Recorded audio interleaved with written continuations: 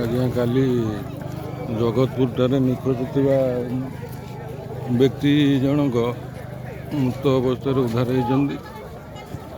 ପ୍ରବଳ ଭିଡ଼ ଆଇବି ରୋଡ଼ ଜଗତପୁରଠାରେ ସମ୍ପର୍କୀୟ ମାନେ ଦେଖନ୍ତୁ।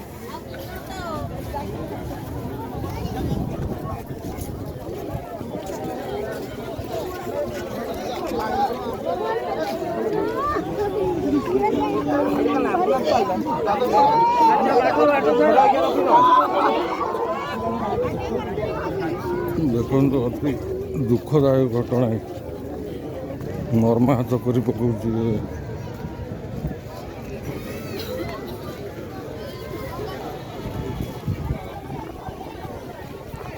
ଯୁବକ ଜଣ କାଲିଠାରୁ ନିଖୋଜ ଥିଲେ ପାଣିରେ,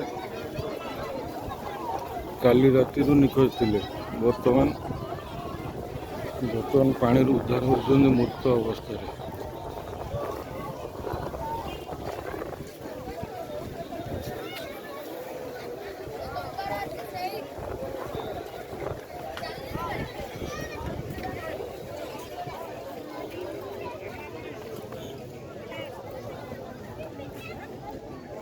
ଯେଉଁ ଗାଡ଼ିଟି ପଶିଥିଲା ନଈ ଭିତରେ, ଏଇ ଡଙ୍ଗାରେ ଲାଖି ଯାଇଛି ସେ ପିଲାଟି।